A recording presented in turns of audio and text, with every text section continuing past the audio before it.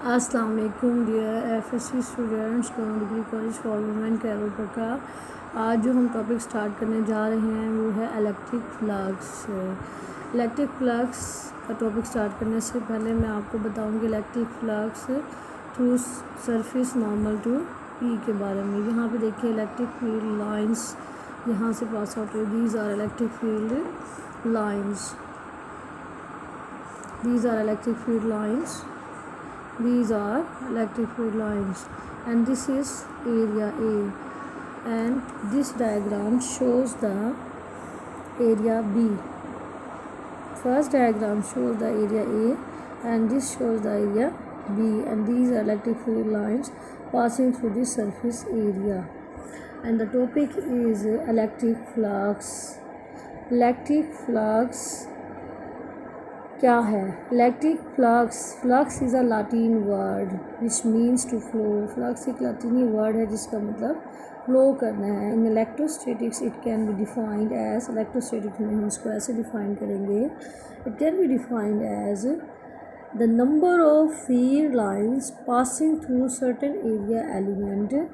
The number of field lines passing through certain area element is called electric flux through that area. The electric number of field lines, ये जैसे कि मैंने आपको पहले बताया, ये है number of field lines passing through certain area। किसी भी एरिया ए में से ये पास आउट हो रही हैं, एरिया ए में से पास आउट हो रही हैं। The number of field lines passing through certain area A, area A में से पास आउट होंगी, इनको हम इलेक्ट्रिक फ्लक्स का नाम देंगे जो इस एरिया में से पास आउट होंगी।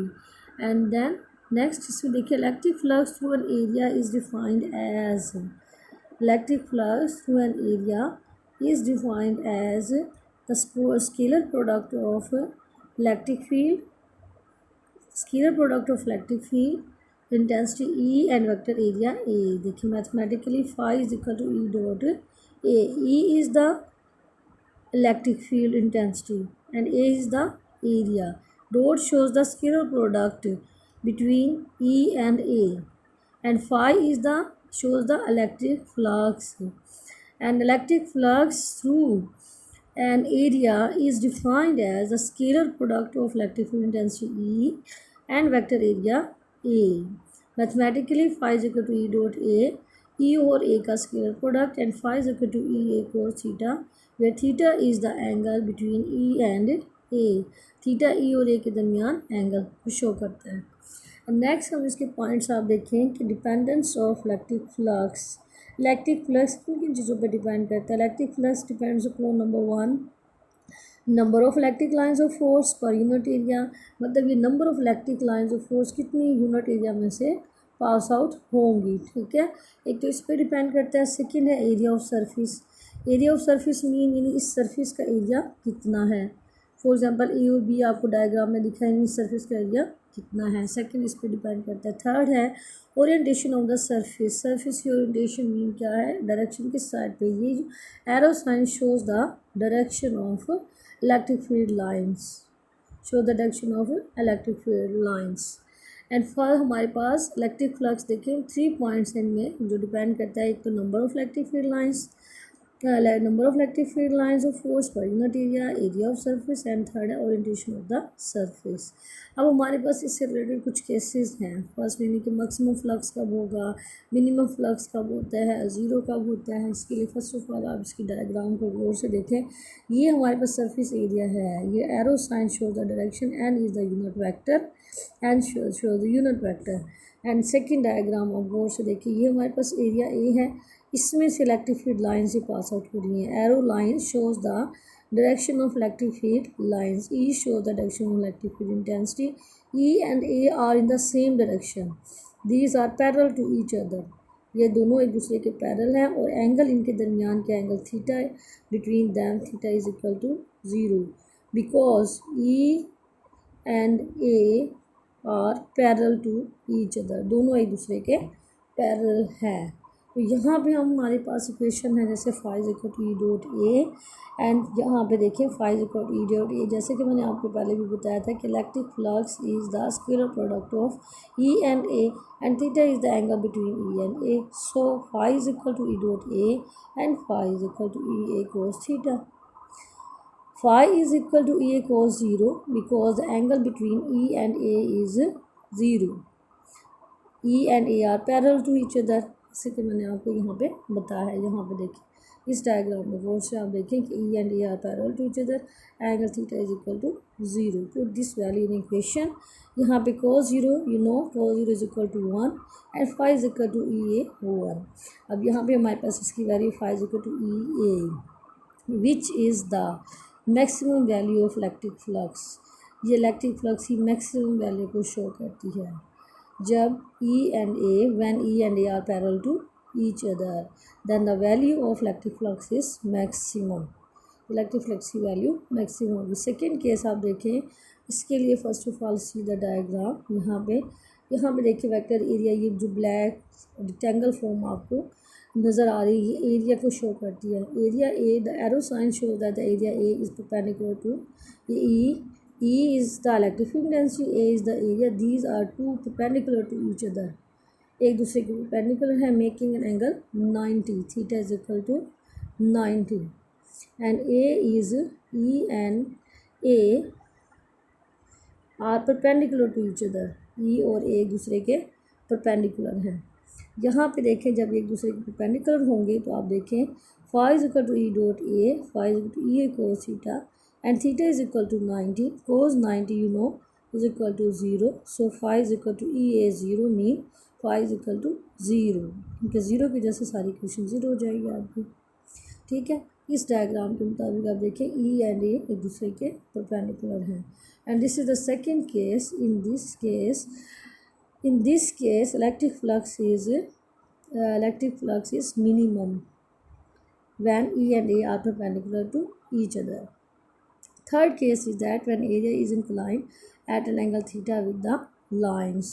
When the area is inclined at a certain angle theta with electric field strength, then phi is equal to E projection of A on E. E की जो है projection of A on E, A की projection E पे जो है, and phi is equal to E A cos theta. ये पूरी equation projection of A on E is equal to A cos theta and phi is equal to E A cos theta. हमारे पास next equation है phi is equal to E A cos theta. Phi is equal to E A cos theta. सो यहाँ पे हमारे पास equation जो बनी है वो है phi is equal to E cos theta. Electric flux is a scalar product, so it is a scalar quantity. यहाँ पे इस इक्वेशन को आप गौर से देखें. इस इक्वेशन में कहीं पे भी एरो साइन नहीं है. This equation shows that electric flux is a scalar quantity. ठीक है, ऐसा unit of electric flux is newton metre square per coulomb. Newton metre square per kolam. And इसमें डायग्राम आप इसकी गौर से देखेंगे. देखें ये आपके पास इलेक्ट्रिक फील्ड लाइंस है. ए कोस थीटा को शो करता है ये वाला area, and this is the angle theta, and these also show the electric field intensity, and this is the angle theta between A and E. ठीक है, A and E भी बोल सकते हैं, E and A, and theta is the angle between E and A. So the and ये that is that A cos theta. So you can write the equation is that E A cos theta, phi is equal to A cos theta. And vector इसमें देखें vector form में आप इसको ऐसे लिख सकते हैं कि A unit vector is equal to A n, क्योंकि ये एन यूनिट वेक्टर को शो करता है. ठीक है, अच्छा जी आगे देखिए. हमारे पास नेक्स्ट क्वेश्चन है, derive an expression for electric flux through a surface enclosing a charge. Flux, electric flux through a surface enclosing a charge. यहाँ पे आप इसके लिए फर्स्ट ऑफ ऑल इसकी डायग्राम का वो से देखें. The total electric flux through the surface of the sphere to a charge q at its centre is q. यहाँ पे हमारे पास देखिए ये हमारे पास स्फीरिकल फॉर्म में this is a centre where charge is positive charge, and this is the small area A. This shows the direction of vector area A, and E is the electric field intensity. These are two parallel to each other. अब हमने find out करना है electric flux through a surface enclosing a charge. अब हमने इसका electric flux मालूम करना है उस सरफेस का जिसने चार्ज को इनक्लोज किया हुआ है। कंसीडर अ क्लोज सरफेस, फ़र्ज़ करें क्लोज सरफेस है इन फॉर्म ऑफ सफ़ेयर। फ़र्ज़ करें हमारे पास एक क्लोज सरफेस है जिसका क्लोज सरफेस है जो कि सफ़ेयर की फॉर्म में है जिसका रेडियस r है। Having a point charge q, having a point charge q eight its centre, अपने सेंटर में चार्ज q को उसने रखा हुआ है। फ़र्ज़ करें हमारे पास एक क्लोज सरफेस है सफ़ेयर की फॉर्म में जिसका रेडियस r है। पॉइंट चार्ज q को इसने सेंटर में रखा हुआ है। In order to apply the फार्मूले को अप्लाई करने के लिए देखें phi E is equal to E dot A. The surface should be flat, जब यहाँ पे देखिए सरफेस क्या होगी, फ्लैट हो जाएगी, ठीक है। The surface area is divided into, इसलिए हम सरफेस एरिया को डिवाइड कर देंगे नंबर ऑफ स्मॉल पार्टिकल्स में, del A1, del A2, del A3, del AN and so on, so that for each part ये flat element area is flat. क्योंकि ये हमारे पास बड़ा है इसको हम छोटे छोटे पार्ट्स में डिवाइड कर देंगे, हर एक का area A1, A2, A3, AN होगा, तो जिसको हम फ्लैट कंसिडर करेंगे। So the electric field intensity at the centre of vector area del A1, del A2, del A3, del AN is are E1, E2, E3, EN respectively. तो हर एक area की electric field intensity की value हमारे पास होगी del A1 की E1, A2 की E2 and E3 del A3 की E3 एंड डेल AN की EN। The total flux through the close, so हमारे पास जो टोटल फ्लक्स होगा through the close surface is for first patch, first के लिए आप देखें phi E1 is equal to E1 dot del A1। For second batch के लिए देखिए phi E2 is equal to E2 dot del A2।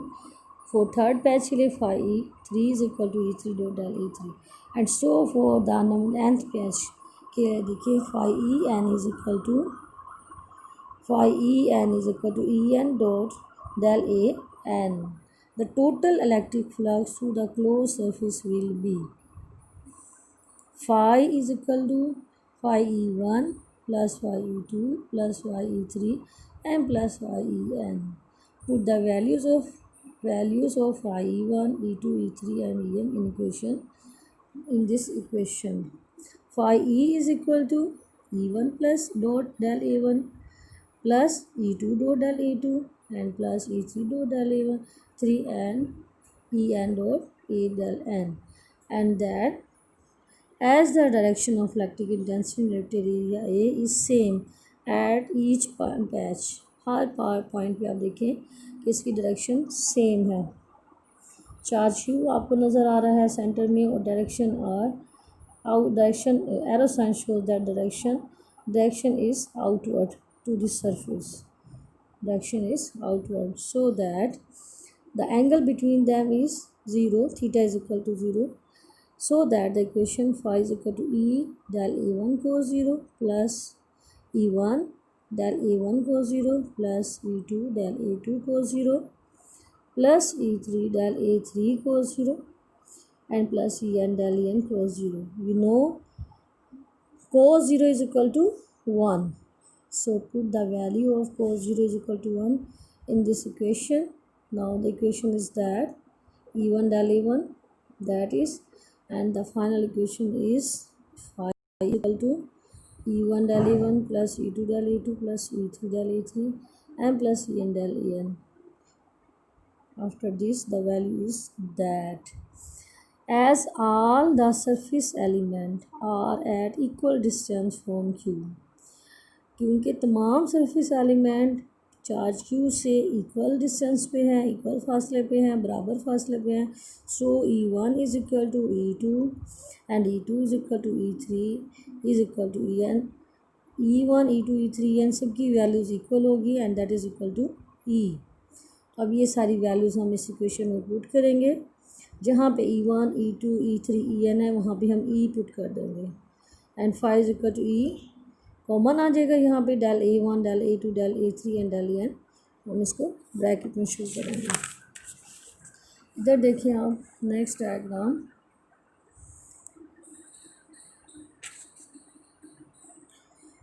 phi E is equal to del A1 plus del E del A1 plus E del A2 plus E del A3 and plus E del AN. phi is equal to E हमने common लिया, यहाँ पे देखें phi हमने common लिया, and E is common and del A1 A2 A3 and ये हमने bracket में कर लिया. That is surface area of sphere. This shows the surface area of sphere. Phi is equal to E and that is surface area of sphere. And surface area of sphere is equal to 4 pi r square is equal to 4 pi r square. Put this value in equation. E is equal to 1 over 4 pi epsilon q over r square. Phi is equal to that. E, put the value of E. 1 over 4 pi q over r square in that equation. Phi is equal to 1 over 4 pi epsilon q over r square and surface area of sphere is equal to 4 pi r square. Put in these equations. E and A की value आप इस equation में put करें. यहाँ पे आप देखें phi E is equal to q over epsilon note 4 pi r square cancel हो जाएगा. यहाँ पे 4 pi r square यहाँ पे हमारा कैंसिल हो गया. इधर हमारे पास है q by epsilon naught. Now consider a close surface around the sphere as shown in fig. The flux through the close surface is the same as the flux through the sphere. So we can conclude that the electric flux through a closed surface does not depend upon the shape or geometry of closed surface. जो electric flux है किसी भी close surface में से वो depend नहीं करेगा shape पे या ज्योमेट्री से, यानी किस तरह से वो बनी, उसकी शेप क्या है, किस फॉर्म में है वो, ठीक है, इस पे वो डिपेंड नहीं करेगा. Second point is that the flux through the surface depend upon the, जो flux through the surface depend करेगा द मीडियम पे and charge enclosed. Depend upon the medium and charge enclosed. यहाँ पे आप देखें कंक्लूजन में हमने 2 पॉइंट्स इसके निकाले हैं कि इलेक्ट्रिक फ्लक्स क्लोज सरफेस में से डिपेंड नहीं करेगा शेप पे या ज्योमेट्रिकल सरफेस पे, जबकि इलेक्ट्रिक फ्लक्स डिपेंड करेगा, electric flux to the surface area depends upon the medium and charge enclosed. ये मीडियम क्या है और चार्ज इनक्लोज क्या है, वो कैसा है, शेप पे डिपेंड नहीं करेगा, मीडियम और चार्ज पे डिपेंड करेगा. ठीक है, तो स्टूडेंट्स आप लोगों ने इस टॉपिक को अच्छे तरीके से करना है. सबसे पहले आप इसकी डायग्राम्स को अंडरस्टैंड करें. ठीक है, इसकी डायग्राम्स को अंडरस्टैंड करें. ये डायग्राम्स हैं इनको अच्छे तरीके अंडरस्टैंड करें, उनको अपने हाथ से करें, इनको बनाएं, इनको अंडरस्टैंड करें और उनकी मैथमेटिकल फॉर्म को अच्छे तरीके से कंप्लीट करें. आप इनको लर्न करें ताकि आप नेक्स्ट टॉपिक जो हमने स्टार्ट करना है वो है गाजियन सरफेस का. गाजियन सरफेस का थोड़ा सा हम इसको देख लेते हैं. Gaussian surface is an imaginary close surface. Gaussian surface is an imaginary closed surface of arbitrary shape which pass through the point where we want to calculate the electric intensity. जहाँ पे हम इलेक्ट्रिक इंटेंसिटी मालूम करना चाहते हैं. ठीक है, in order to calculate the electric intensity at a point, किसी भी पॉइंट पे अगर हमने इलेक्ट्रिक इंटेंसिटी कैलकुलेट करनी है वो टेक द फॉलोइंग स्टेप्स, हमें कुछ स्टेप्स लेने होंगे. इसमें फर्स्ट स्टेप है कंसीडर करें कि एक इमेजिनरी क्लोज सरफेस जिसको हमने गाजियन सरफेस का नाम दिया है. Consider an imaginary close surface called Gaussian surface which passes through that point, जो इस पॉइंट में से पास आउट होगी. सेकेंड पॉइंट जो हमारा है find the charge enclose by the Gaussian surface, हमने चार्ज मालूम करना है जो गाजियन सरफेस के अंदर मौजूद है. थर्ड हमने फाइंड आउट करनी कैलकुलेट करनी है, calculate the flux passing through the surface. फिर हमने फ्लक्स कैलकुलेट करना है जो सरफेस में से पास आउट होगा. And fourth point is that apply Gauss law to calculate the value of electric field. फिर हम गास लॉ अप्लाई करेंगे ताकि हम इलेक्ट्रिक फील्ड की वैल्यू कैलकुलेट कर सकें. ठीक है, and that is the 10th question what is Gaussian surface? Gaussian surface क्या है? How can you apply the Gauss law to calculate the electric field? हम गॉस लॉ को कैसे अप्लाई कर सकते हैं इलेक्ट्रिक फील्ड को मालूम करने के लिए? And that is the this is the answer of this question कि गाउसियन सरफेस की एक क्या है, ठीक है, और हम किस तरह से गॉस लॉ को अप्लाई करेंगे इलेक्ट्रिक फील्ड को फाइंड आउट करने के लिए। इसके 4 मेन पॉइंट्स हैं, ठीक है। सबसे पहले मैंने आपको जैसे बताया था कि हम फ़र्ज़ करेंगे कि इमेजिनरी क्लोज सरफेस को, जिसको हमने गाउसियन सरफेस का नाम दिया, ठीक है, जो इस पॉइंट में से पास आउट हो रहा है। सेकंड था हमने चार्ज को फाइंड आउट करना है। थर्ड हमने फ्लक्स की वैल्यू कैलकुलेट करनी है। फोर्थ हमने इलेक्ट्रिक फील्ड की वैल्यू कैलकुलेट करनी है गाउस लॉ को अप्लाई करते हुए।